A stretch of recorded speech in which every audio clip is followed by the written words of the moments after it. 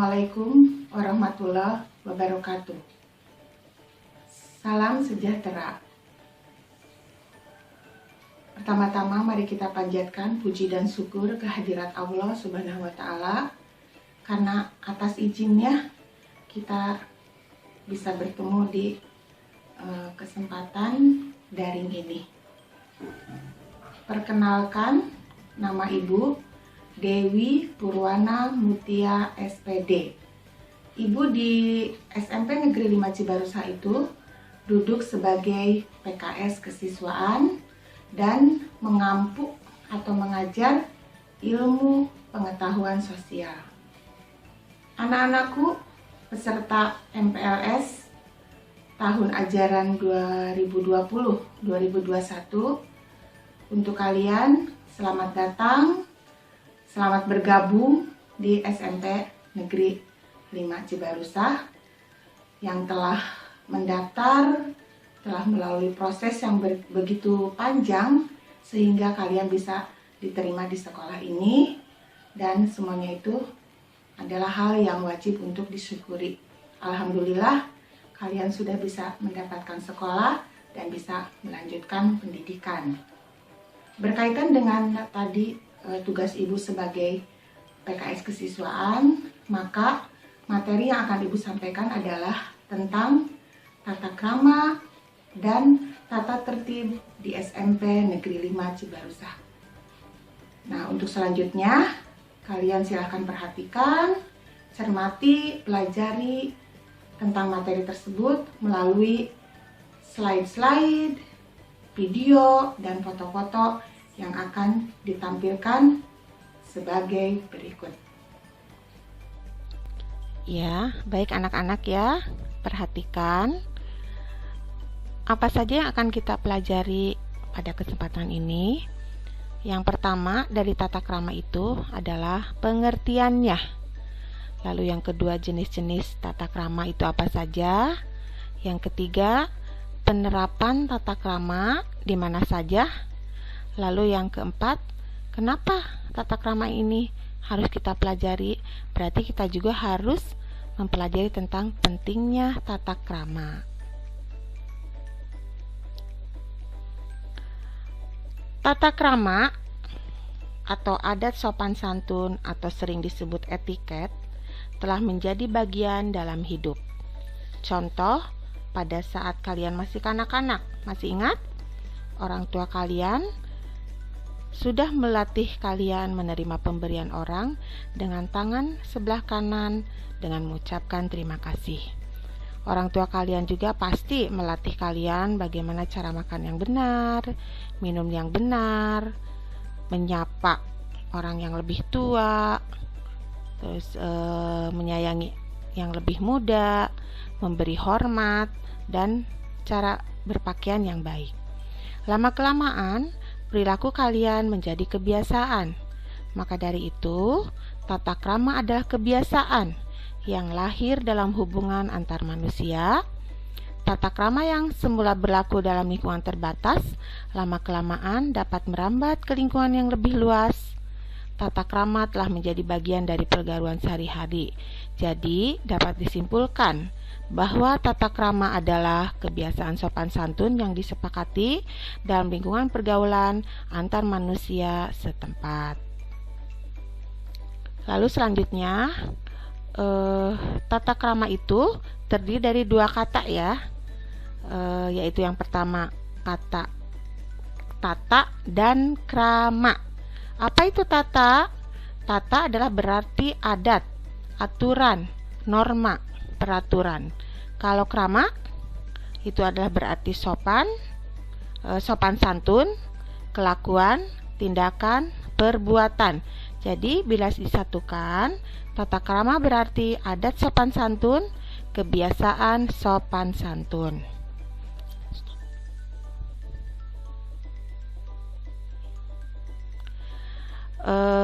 Bagian yang kedua adalah apa yang harus kita pelajari adalah jenis-jenis tata krama. Yang pertama adalah tata krama berbicara. Sopan santun berbicara berkaitan erat dengan siapa yang diajak bicara, kalimat yang dipergunakan, di mana pembicaraan dilakukan, dan tata cara berbicara. Secara umum perlu diingat dalam berbicara dengan seseorang perlu menghindari sikap-sikap sebagai berikut. A. Memotong pembicaraan orang lain, itu tidak boleh ya, tidak sopan. Lalu memborong pembicaraan, jadi tidak memberi kesempatan orang lain untuk berbicara, kita terus nanti yang berbicara, itu juga tidak sopan. Lalu yang ketiga atau C, berbicara tanpa memandang orang yang diajak bicara. Nah, ini penting ya. Jadi pandangan mata kita, kalau kita sedang berbicara itu tata kramanya adalah harus saling memandang. Yang D, berbicara kepanjangan tanpa arah. Jadi kemana-mana ngomongnya. Harusnya yang dibicarakan tentang A, lalu kemana-mana malah membicarakan tentang A, B, C, D, sampai Z. Nah, itu juga tidak sopan. Yang E, acuh tak acuh terhadap pembicaraan teman bicara, atau tadi itu kita tidak seakan-akan kita tidak mendengarkan teman berbicara kita. Nah, itu akan membuat tersinggung lawan bicara kita, itu tidak baik juga ya. Selanjutnya adalah tata krama pergaulan. Nah, ini juga harus diperhatikan. Orang yang dapat menyesuaikan diri dalam pergaulan adalah orang yang dapat menyesuaikan diri dengan tata krama yang berlaku. Dalam etika pergaulan antar manusia perlu diperhatikan hal-hal sebagai berikut. Siapa yang dihadapi? Nah, ini. Apakah lebih tua? Ataukah sesama teman kalian? Atau adik kalian? Kalau yang lebih tua berarti kita harus lebih sopan berbicaranya ya. Mungkin kalau sesama sih kita bisa berbicara dengan bahasa yang santai. Tapi kalau kita menghadapi orang tua kan harus dengan sopan, bicara yang halus, tidak boleh kasar. Lalu di mana pergaulan itu berlangsung? Yang kedua, yang B ya. Di mana pergaulan itu berlangsung? Dan yang ketiga C, bagaimana cara bersikap kita? Ya, kita itu misalnya kepada orang tua atau kepada guru salim dengan sun tangan. Lalu kalau misalnya juga kalian kalau di sekolah ya mau masuk ke kelas ternyata gurunya udah ada, ucapkan salam. Lalu kalau kalian bisa mau izin keluar dari kelas, izin dulu Pak Guru atau Ibu Guru, saya mau keluar dulu. Terus ungkapkan apa keperluannya. Misalnya mau ke kelas sebelah, mau pinjam buku, atau mau ke kamar mandi untuk sekedar kalian buang air kecil. Nah, itu juga harus bersikap dalam pergaulan, sangat penting sekali tata krama yang baik. Yang ketiga, jenis yang ketiga tata krama itu adalah tata krama penampilan. Nah, ini berarti mungkin cara berpakaian ya. Mari kita baca. Kesan pertama bila kita berjumpa seseorang adalah penampilan. Penampilan memberikan kesan langsung dalam penglihatan orang lain. Karena itu, penampilan sedapat mungkin diselaraskan dengan tata krama yang berlaku. Dalam etika penampilan ada beberapa hal yang perlu mendapat perhatian, antara lain kesederhanaan, rapih, pantas, dan bersahaja. Jadi misalnya pakaiannya tidak terlalu mencolok, rapi, misalnya harus disetrika, ya, pakaian itu jangan kusut ya. Pantas tuh di sini berarti sesuaikan. Misalnya kalau kalian ke sekolah ya pakai seragam, hari Senin pakai putih biru, hari Selasa pakai pramuka ya, dan seterusnya. Terus pantas kalau pakai baju keluar mau jalan-jalan ya juga pakai pakaian yang pantas juga, yang sopan ya. Yang kedua atau B adalah cara berpakaian yang disesuaikan dengan waktu dan tempat, yaitu tadi ya, jadi waktu dan tempat harus pas. Jangan salah kostum, sering kita sebut seperti itu ya. Misalnya di adat istiadat kita itu, misalnya kalau melayat saudara yang meninggal, misalnya pergunakan warna yang gelap-gelap. Masa ke ke orang meninggal, melayat, kita menggunakan warna yang mencolok kan tidak sopan juga. Jadi sesuaikan waktu dan tempatnya ya. Kalau kalian mau kondangan ya silahkan kalian berdandan agar lebih cantik. Tapi jangan juga terlalu menor. Jadi harus sopan lah ya, sederhana, rapi, pantas, dan bersahaja. Selanjutnya, bagaimana sih, di mana saja penerapan tata krama itu? Nah, ini dibagi menjadi 3 tempat. Penerapan tata krama di lingkungan rumah, penerapan tata krama di lingkungan sekolah, dan penerapan tata krama di lingkungan masyarakat. Coba kita lihat satu persatu ya. Ibu berikan contoh biar kalian lebih mengerti. Penerapan tata krama di lingkungan rumah, misalnya kalau di rumah diterapkan anak boleh main tapi boleh keluar rumah, misalnya jam 9. Nah, itu tata krama di rumah itu. Jadi kalian harus mentaatinya. Kalau kata ibu kalian, boleh silahkan main, tapi jam maksimal jam 9 malam misalnya, atau jam 8 malam sudah di rumah, ya jam 8 malam kalian harus sudah di rumah. Yaitu misalnya seperti itu ya. Atau di rumah juga kalian misalnya kalau diterapkan sama ibu kalian, bangun tidur harus rapihkan tempat tidur. Nah, jadi bangun tuh jangan berleha-leha, langsung bangun, rapihkan dulu tempat tidur. Nah, itu tata krama di rumah. Atau kalian juga di rumah ke ayah, ke ibu harus sopan ya dalam berbicara, bersikap. Itu juga merupakan contoh-contoh tata krama di lingkungan rumah. Yang kedua atau B adalah penerapan tata krama di lingkungan sekolah. Nah, ini berkaitan dengan tata tertib yang berlaku di sekolah.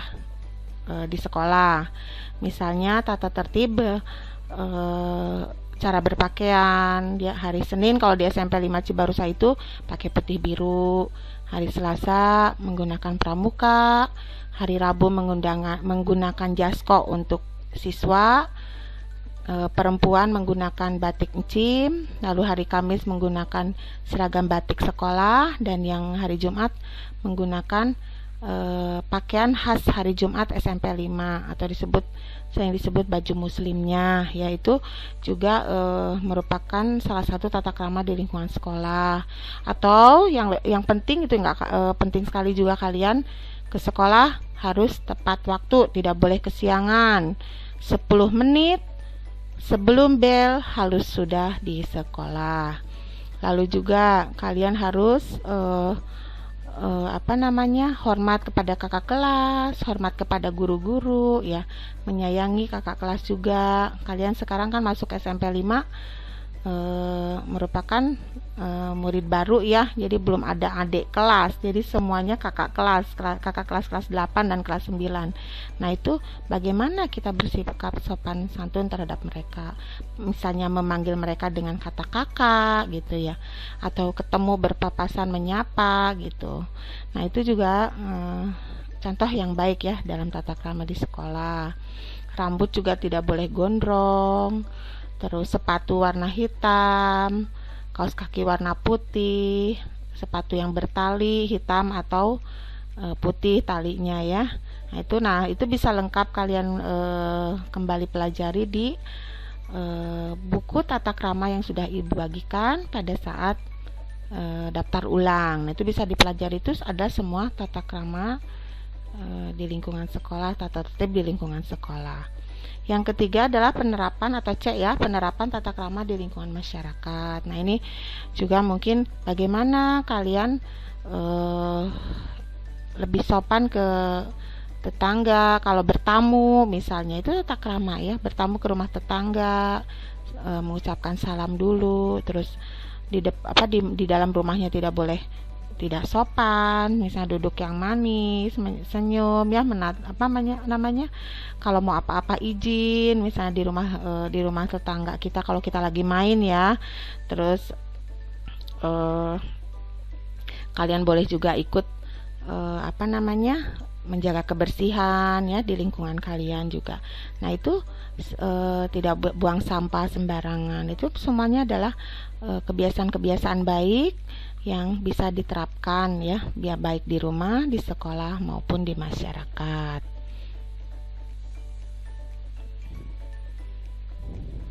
Nah, itu ya. Kenapa tata krama itu penting?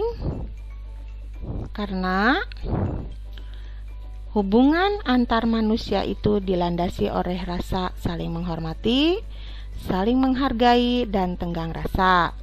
Yang B, manusia adalah makhluk sosial yang dalam mempertahankan kelangsungan hidup harus berhubungan dengan manusia lain. Jadi manusia itu tidak bisa hidup sendiri. Manusia itu pasti akan memerlukan atau membutuhkan bantuan orang lain. Itu disebut manusia sebagai makhluk sosial. Yang C, untuk menciptakan hubungan yang selaras, serasi dan seimbang diperlukan tata cara berhubungan antar manusia yang diatur dalam tata krama pergaulan. Yang D, terakhir, tata krama merupakan perwujudan manusia yang mempunyai martabat dan derajat yang tinggi. Nah, itu materi tata krama yang bisa Ibu sampaikan. Terima kasih. Selanjutnya, kita tampilkan untuk lebih jelas lagi contoh-contoh gambar dan video yang menunjukkan bagaimana sih tata krama dan tata tertib yang berlaku di SMP Negeri 5 Cibarusah.